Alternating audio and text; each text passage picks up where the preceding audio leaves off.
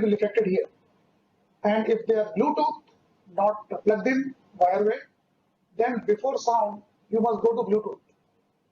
Discover your device, wireless or Bluetooth, and then come back here. Slightly, once you do it, it will be compatible. Don't worry. So if you type here the Bluetooth, you will go to Bluetooth device. You can see it here. Then you can say connect. After that, you come back here, sound, and choose that device which is reflected in the Bluetooth device. I will try to do. I have those headphones. So I have chosen this output.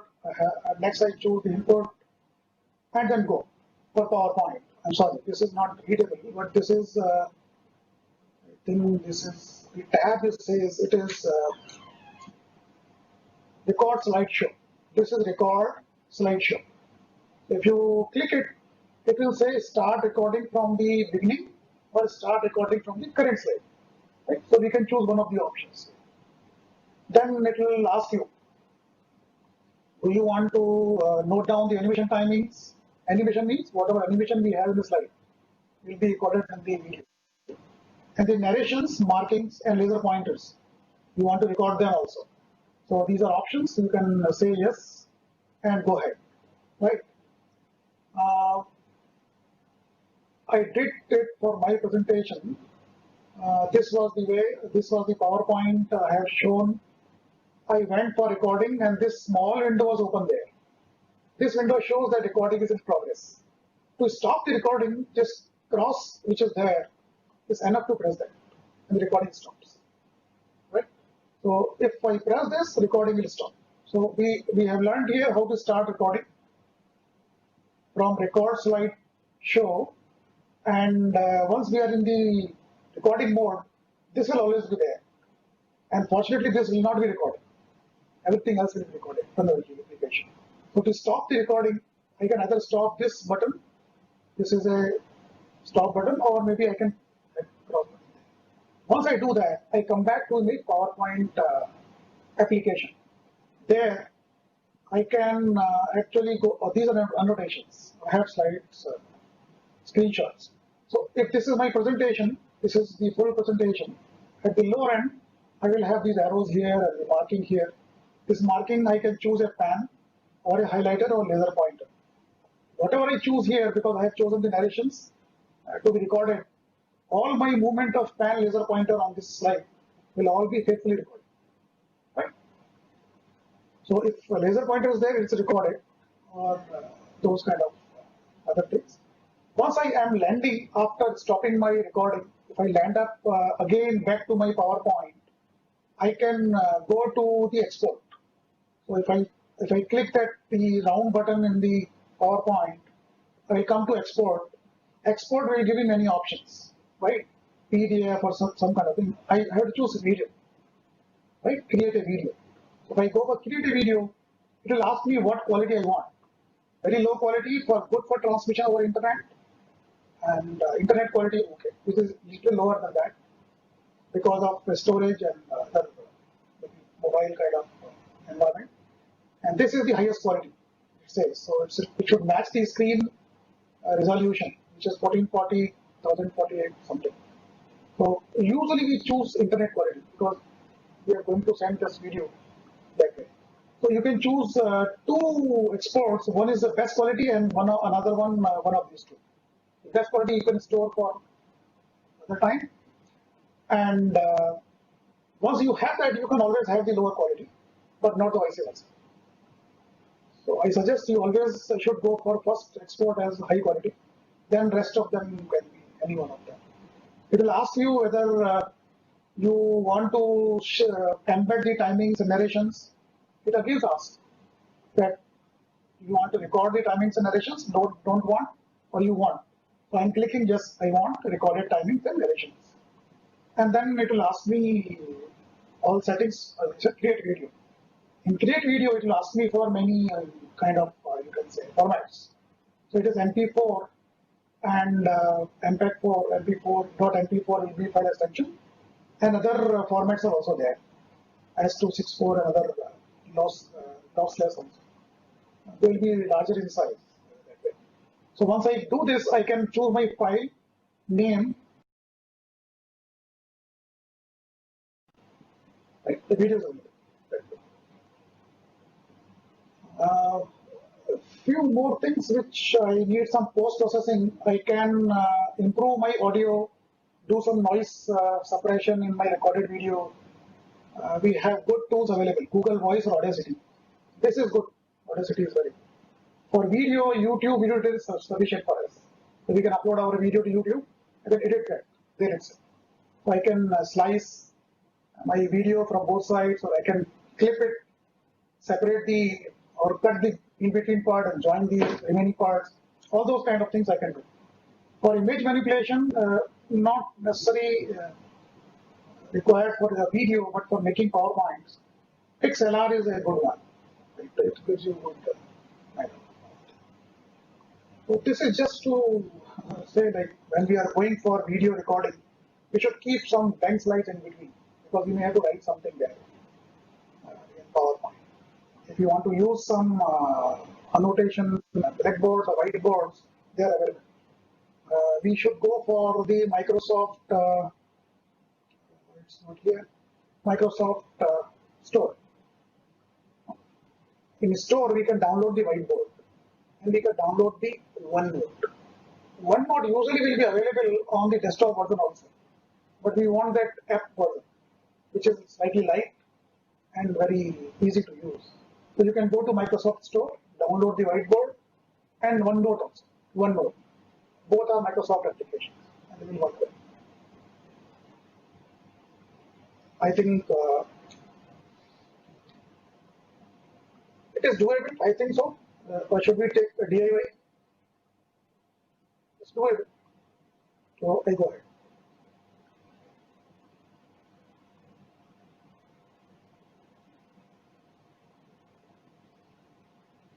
Not sure if I project it, that will be shared correctly or not. How can we?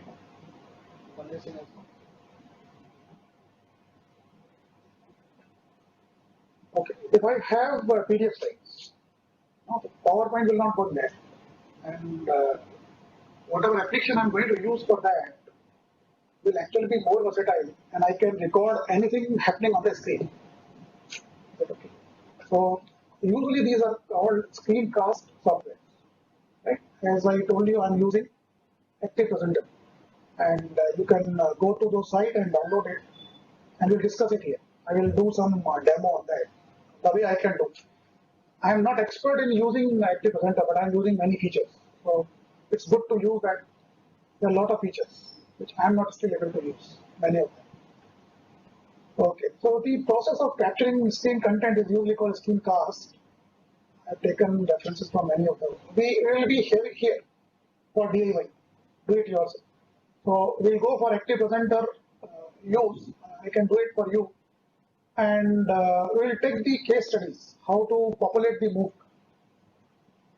Maybe on Canvas, I think somebody will take after me. So we'll go for Moodle. For Moodle, how to upload and how to design the quiz in Moodle. We'll take it up. So rest of things are just readable kind of thing. I can skip them. I will bother to come back from somewhere here quickly. We can just go through what our higher education setup in our country offers us as a support for MOOC development. Some terms, screencast is screen capture of actions of users' computer screen. Data literacy is you must know the variety of data sources and be able to process them. E-learning is fully online learning. So the distance learning earlier, when you attach the online content to that, it's actually e-learning, nothing else. We can download Active Presenter from this. The slides are shared with you. You can just click and go to Atomic Systems.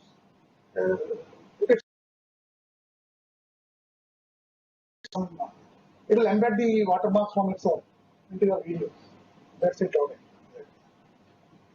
If you are going for embedding videos in your PowerPoint, that already is there. I'm not discussing that. If you are going to embed videos into PDF, then we'll be needing the Adobe Flash Player. I'm not going to take that here, but there are also set steps for that part. Embedding video in PowerPoint is easy. You can just have it and embed there. Okay, For our country setup, the government has divided them as the formal, non-formal, and informal. Formal is for degree diplomas like Indira Gandhi Open University and those other kind of vocational education. And non-formal is something what we do as a extension activities. Informal is, I think we still have to rise to that occasion where foreign universities are doing that. Lifelong learning and do-it-yourself kind of thing for your household, for your medicine, other kind of things. We still applies. We will discuss each point. This is MHRD MOOC guidelines. They invite the proposals for development of MOOC. We all have taught some courses very well. We should take now a step to upload our own teaching for one course into that SWAYAM or NPTEL. SWAYAM is open for us now. We can upload our courses on SWAYAM that way. So they say that they will have some committee, but what is required from a course instructor and a course coordinator is a good course design, the work plan, assessment, is a 4-quadrant kind of thing. We should be able to show that we have content on all 4 quadrants. Satisfy the committee. And then they will just evaluate the quality of e-content, what we have developed, and will be awarded. We should be able to show them that we have studios, some decent kind of a setup where these videos can be recorded that way. What we are going to discuss here, Active Presenter and the PowerPoint, is our home method of doing it. Okay, so these are 4 quadrants which we discussed just earlier. The e-tutorial is like demo, videos of my talk, slides in various forms. E-contents are support material. It could come from third party also. And these 2. Just detailing what are the e-contents required. Instruction material, open educational resources, some third party, or whatever. Here, minimal way, I should have videos for my talk, then slides, and some more demonstration and simulations. The simulations can also be captured. So because simulations are appearing on my screen of computer, I can actually capture every step of it and load it as a video, extend it as a video. Discussion forum is actually when we go for a MOOC platform, that platform has to offer me a kind of a chat facility where there is a group discussion kind of thing. Assessment, of course, is required because we need to have various kind of assessment methods embedded into that MOOC. So I'm just skipping the all write-ups and we immediately come to Active Presenter use. I think I can just go to, I have all screenshots in this presentation. So what I'm planning is I can open Active Presenter, take this presentation itself and record it here. Right? May not be good way, but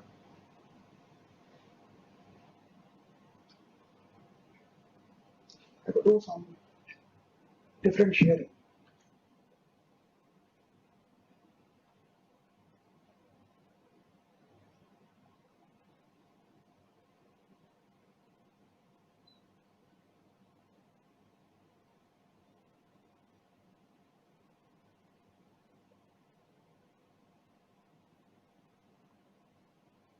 Okay, so we'll start from this one, and then I have to open Active Presenter. I have that already installed on my system. I'll open it. I'm going step by step. You can make me go back some kind of, but they're all self-explanatory. Once I open this, I have to record video. There are a lot many facilities here. This is a software which gives you help in video editing also. Right? So that is also there. So you have the import PowerPoint and import other steps. Open your previous projects. I have to record a video. Right? So I will just click record video. Is that okay? Small window will open. Right? This is important here for setup. So it is saying that do I need to go for full screenshot or I just want to record the application only. So it says custom. Custom means I have to come here. So it will show me all applications which are open in my system. And I'm having PowerPoint in my PDF. So I will go for this application. The application is PDF, right? So I'm going for the file title is there, Adobe symbol is there, so I can understand this is PDF file. So it will only capture that PDF file, not the whole screen. Whole screen is useful when we are going for software simulation other kind of activities. The crosswire will come. That crosswire assures us that it is ready to take a shot at that application. Right? Anything which is coming in this application, the PDF, the Adobe PDF, I'm opening, the file is open. Everything happening there will be recorded. So if I'm having any annotation in between, by writing or by opening some or crossing it or some balloon writing or something, they all will be recorded. I can still set the size. This is HD, equivalent to my screen capacity. So I can go with this. So I have to log to an application. Right? It's logged to this application, PDF. Nothing else will be recorded except this. So this is good for me because I don't want to distract. Whether I want my video or not, so it is an integrated webcam. If I open it, my video will appear. Right? My video will appear. Usually for my lectures, my voice is okay. Video I may not like. So if you like the video to be recorded, you can have a layout saying that PowerPoint and the video should be one side, lower right or upper left or whatever. You can place it there. So I'm choosing that I don't need it. So this is a toggle button. So if I press it, it will go away. Then this is for my audio devices, in and out. So my input is coming from where you want, somewhere. So I don't know where it is coming from. This is coming from echo cancellation speakers conference cam. It's coming from here. I'm using it. So it is reflected here. That's my choice. So whatever is captured by this mic, which is a very good mic, noise cancellation mic, I can go for it. Then for output, right? So the system audio. Okay, so this input device for mic. System audio means I should have some speaker output from here, which can also be captured. Because once you have, suppose I am playing a video clip in my presentation. Do you perceive? If I am playing video in my presentation, the video will have audio. And that will be coming out of a system speaker. Then I have to choose whether that voice to be recorded or not. So that I can say my system audio. If I want that nothing out of this should be recorded because it could have some fan noises or something, I can simply say no system audio. Many options are there. I am choosing that system audio should be captured for some time, right? Then I can say volume setting for my mic, which is here. That's all. But if the screen is there, active presenter, this will be recorded in the video. So they have given a facility whether you want this window to be there or you want to hide it, right? So if you say show recording toolbar during recording, this window will remain there. Otherwise it will go away. Then if this window goes away, how do I stop the recording? I can start recording from here. So for stopping of that, I have to remember that I have to press Control and Control and Control is a key here and is a key here. This window will go away. Had this window been there, I had a control and I can stop. But if this window goes away, I have no control to stop. That is key. Controlling.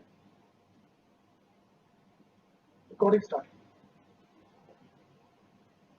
So let us see how can we use Active Presenter in step-by-step method.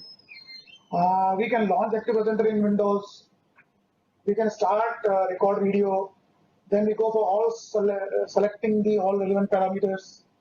The way we have done it just now, audio, video, output, input, screen capture, the full screen size or some other kind of thing. camera on and off, and then you have to exit, how to exit the Adobe application and how to exit the video. The exiting of video will be happening by Control N. That window is not there. Is it okay?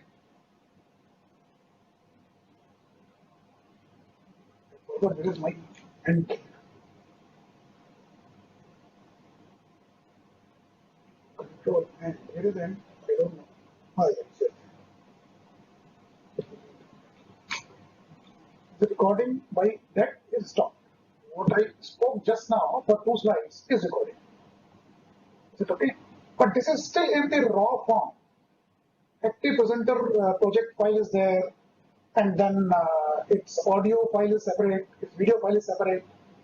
We have to use this Adobe Presenter, the Active Presenter again to actually distill and get the video, right? So if I'm here, this is my captured video. Is it okay?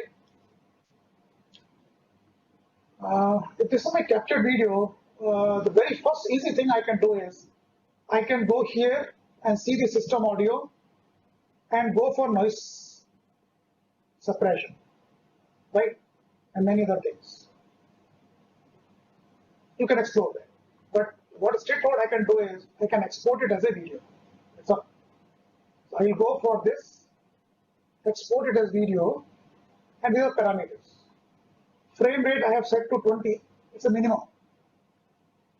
Right? Our eyes catch the movement if the rate is more than 60 FPS, 16. So 20 is sufficient for better video and better kind of capture of activities, because there could be some flash or your presentation might have some kind of chemical activities or something to show in the videos, which are very, you can say, very small time activities. Then your frame rate should be increased. So this frame rate should be increased to 30 or something. I'm choosing quality of 70%. The voice is stereo, all default anyway, and I can choose where to store that. I'm choosing desktop. I'm choosing this is a test file.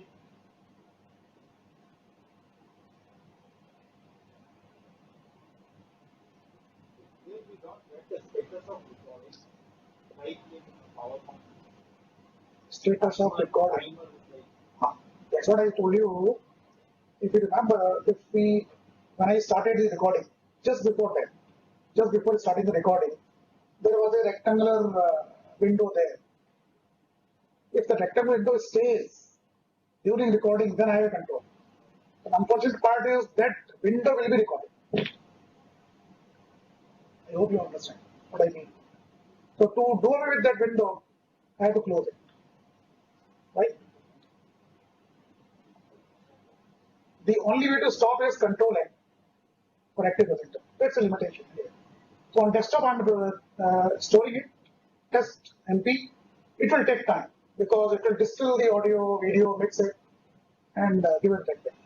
It will take some time. It is hardly 2 minutes or 3 minutes. It will take time. It will take another 2 minutes.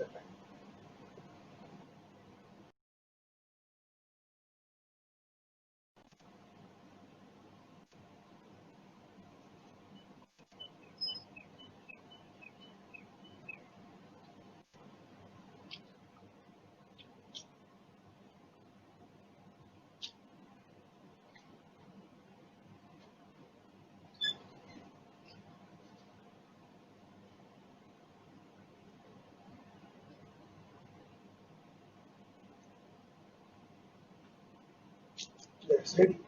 It says you want to open it or not. I'm saying no. I will open myself. This file is here.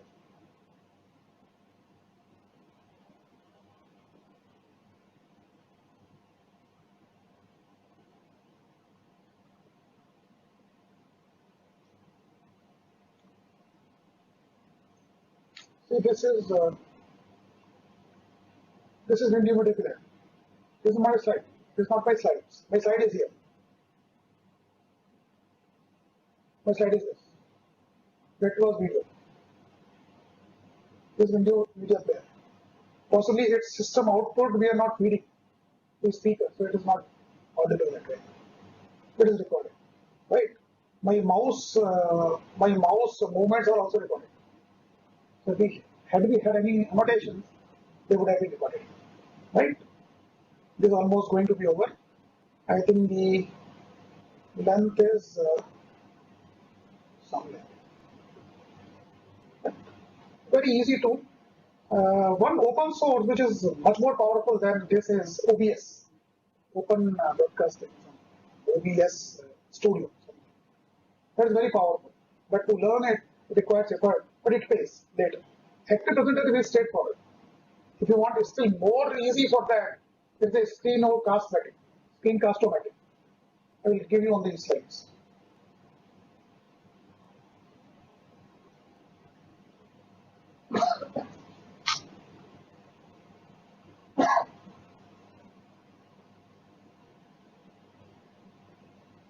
I'm sorry, I have to keep changing the sharing.